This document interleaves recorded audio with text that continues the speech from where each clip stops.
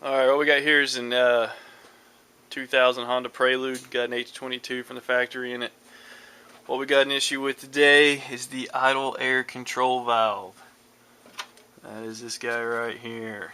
So we're going to get him off. We've got two 12mm bolts and just some little wires in the way. We're going to disconnect, get it off, clean it, and hopefully fix the problem. What this car was doing would be sitting at a red light, and all of a sudden the idle would go up at maybe 200 RPMs, nothing major. But when you went to give it gas, it kind of did not want to go. Gave like a putting noise, to say the best description there. But we're going to take those guys off. The one on the bottom is kind of small. A normal wrench will fit on there, and we'll get to it. Just wanted to pick up real quick.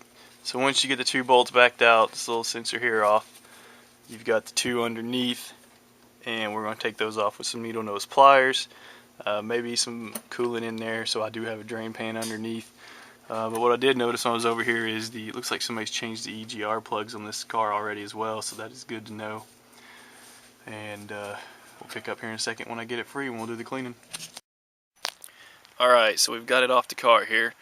As you can see, it's got a gasket going around the outside here. I'm going to set you down so you get a better look there. Got a gasket going around this outside, which we're going to take off before we clean it.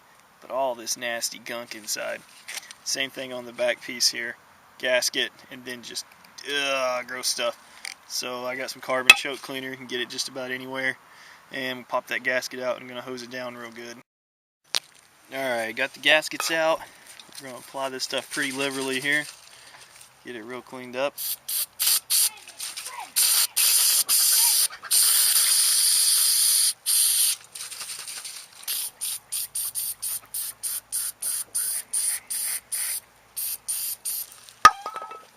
Second thing here is start scraping and gunk out.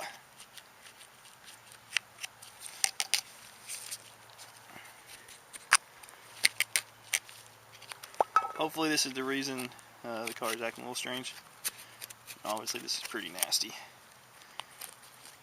So it's probably going to take me a second. I'm going to get a toothbrush, probably some paper towels, and get all the sides going and maybe let this stuff sit on it for a second. Alright, we got her all cleaned up. I'm going to go inside and show a little trick here. This is Brandy. This is the one always causing trouble. Australian Shepherd. Chasing the rooster, of course. Come on, puppy, out of the way. She's only about 7 months old. But as you can see, that came out pretty clean. Yeah, carb cleaner's great, isn't it? So we're going to go put some WD-40 on the gaskets before we put them back in, and we should be set. Alright, well, we've got this off. This was a little dirty. I wiped it off with a paper towel. We should be okay. I loosened those things up down there with the needle nose pliers just to give it a little bit more flex while I mess with it. Looking inside here, get my light here, you can see it's a little dirty in there too, so I'm going to maybe just stick my paper towel in there and clean a little bit of that gunk off before we hook everything back up here. Just clean it there a little bit. It's probably okay, but while we got it apart, might as well do it. Alright, I'm going to set you down here without trying to drop. Okay. Cleaned that piece real good. Everything's looking nice. Just a little bit of WD-40 in there. Apparently that's all I got left anyway. I even got that left. Smart straw. Let's try it this way. Oh yeah, that's a lot. Alright, let me grab another can. Alright, we're all lubed up. Got the gaskets back in place. Going to first connect it back to the base plate down here on the bottom. That guy again. Our little friend here.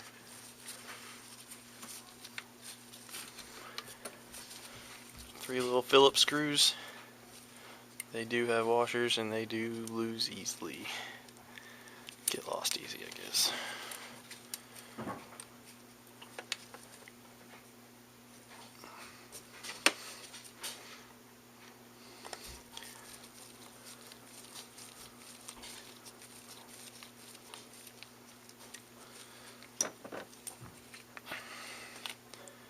Of course, if you have more planning than I do, get new gaskets. It's not going to do anything bad, that's for sure.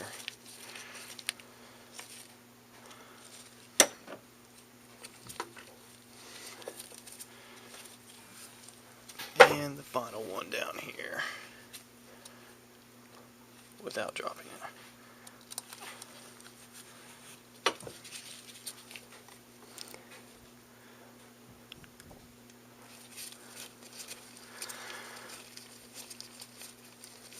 Okay, we'll snug this one in pretty good.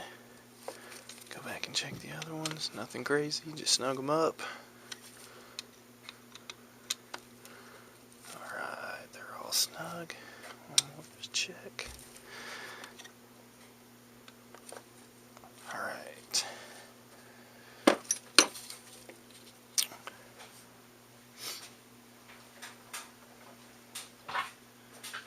Okay, you got 2 bolts. Bottom bolt back in first. Ooh, almost forgot to tighten those guys back up.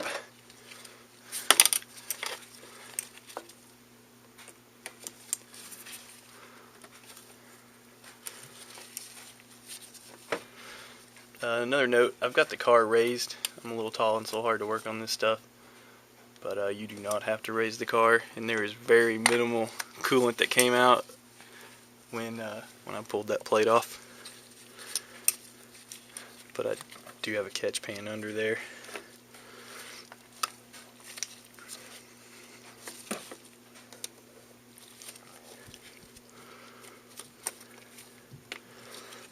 I'm thinking that one twisted on me.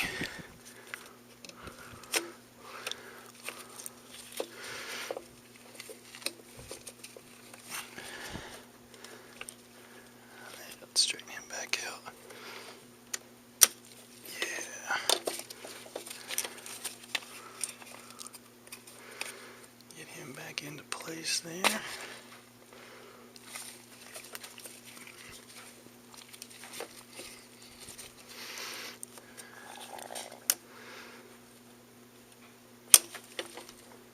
I think we're good there, yeah. Alright, now back to the bolts.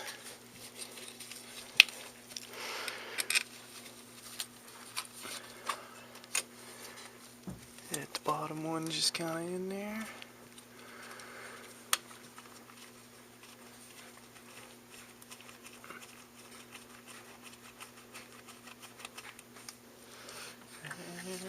Oh, sorry about that.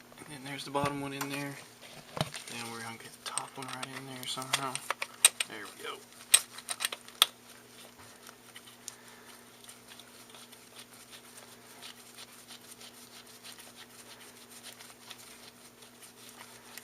Just going to hand tighten these guys.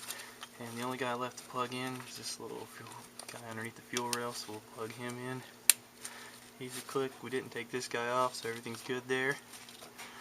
I'm going to come back and torque these to spec, which I think is 14 pounds if I remember right. And we should be good to go.